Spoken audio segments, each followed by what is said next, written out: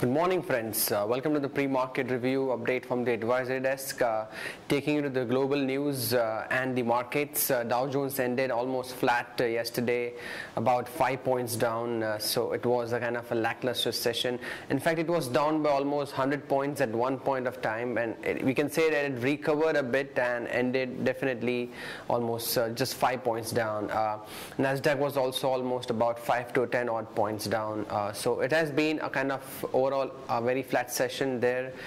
Coming back to the Asian indices, Hang Seng Nikkei both are up by almost 55 points. That's also a flattish trend going on in the Asian indices. After what we saw a hammering in the world markets, that is the Asian as well as the American European markets, right now the markets are taking a breather and it's kind of consolidating in a particular range out there. SJX Nifty is almost plus kind of 2 points up. Again, a flat opening and a flat trend expected in the market. Coming to the figures which we saw yesterday about the provisional foreign investors, FII figures are negative again, 576 crores. So there have been net sellers again continuously for the fourth or fifth session now. But what we saw surprise was the DII, that is the mutual fund, domestic investors. They bought almost 835 crores worth of stocks. So that's again a good sign that our domestic institutional investors are back in the market and buying some blue chip stocks which are kind of available at a very good rate at the valuations. Friends, this was the global update. Now I'll take you over to the kind of other news and updates and the stocks that are looking good for the intraday basis and what's going around in the domestic economy. Hi friends, now welcome back again with the fundamental news and updates from the MIT desk. The results to watch out for today, we have Ambuja Cements, fourth quarter, 1.87 billion rupees. We have Aurobindo Pharma, 2.39 billion rupees. We have Bank of Baroda, 10.3 billion rupees. And last, the major large cap we have is Reliance Infrastructure, estimated 4.08 billion rupees. So these are the expectations for today's companies that are going to post the results.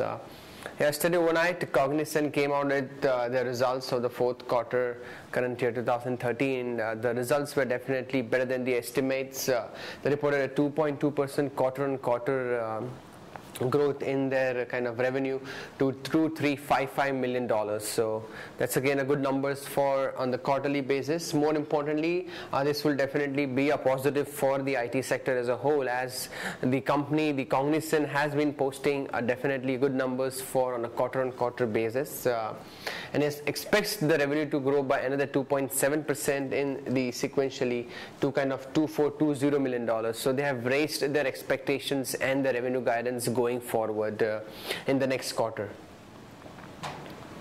Also, the management commentary was definitely positive regarding the kind of the IT environment and the healthy demand continued to in 2014 as well.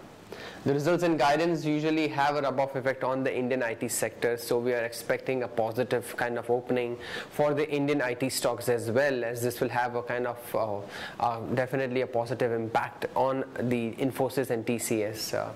Friends, we also have initiated kind of ICICI Bank and Infi in our Alpha Ideas pick, that is yesterday. So definitely we like the Infi in the IT pack as well. The news and updates, crisis hit MCX, kind of has said that its board of directors is scheduled to meet on February 7.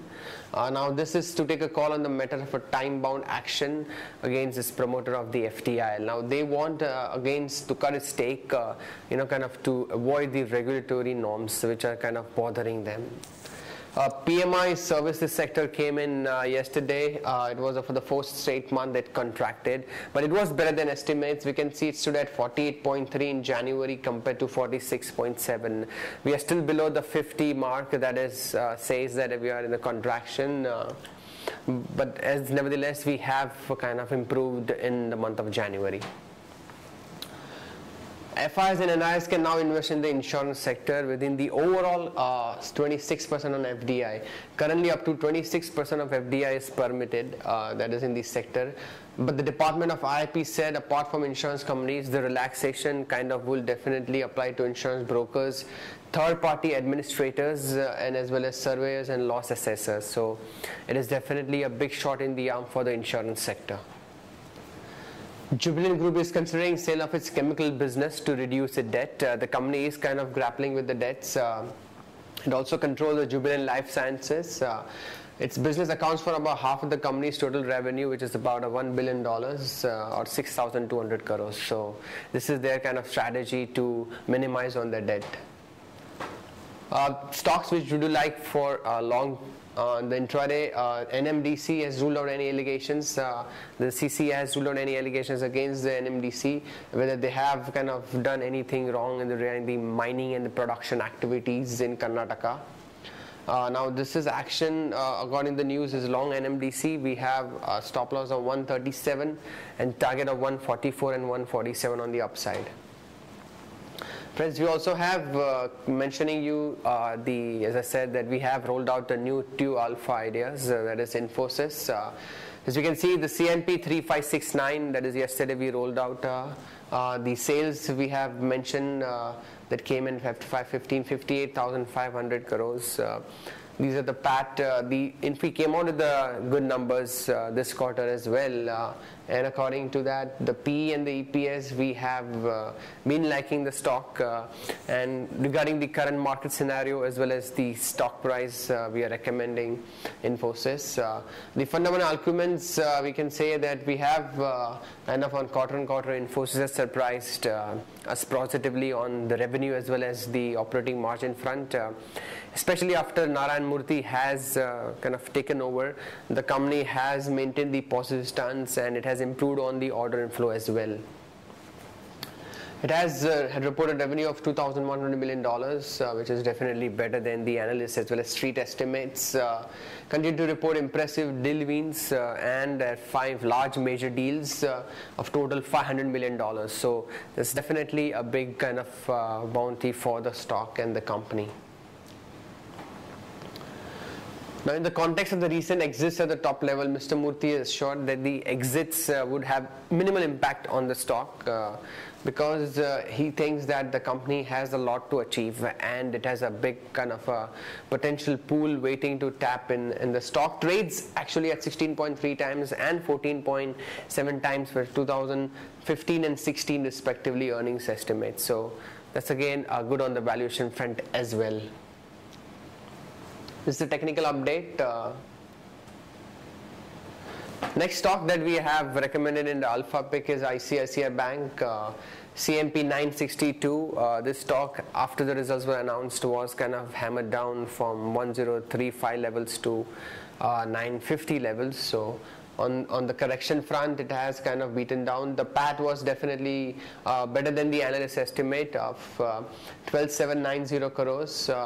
On the price to book value, it is also kind of definitely better placed than other peers, 1.63 F514 and 1.44 of F515 ending. So on the operating performance, strong. ICICI Bank has remained strong as the net interest income has definitely came in better than the analyst estimate and increased by 21% on the YOY basis. So that's again driven by a strong growth in advances and uptick in the kind of NIMs. Change appear on the asset quality, a slight bit worry factor as the bank has restructured 2,046 crores worth of loans. So that's again just a mild kind of worry factor. However, the management continued to guide a credit cost of 90 to 100 bips. So that's expect a strong earning growth to absorb the kind of this provisions. We have maintained a higher non-performing asset estimate, so gross NP of 3.7%. So we already taken into factor into account the NP on the higher side. So in our view, the asset quality pressure on the bank should be kind of minimal or within the manageable limits. It has continued to report a strong operating performance through the treasury division as well. It has kind of definitely added to the kind of overall income and sales and eventually the profitability. The bank's CAR of 11.5%, that is definitely one of the best, and they don't actually have a race to increase capital for another couple of years. So depending on the banking scenario, they are better placed amongst the peers. We have kind of maintained a positive and a buy rating on the stock. Even in the fundamental research, we have it. Friends, that's all the kind of news and updates we have. Have a good trading session.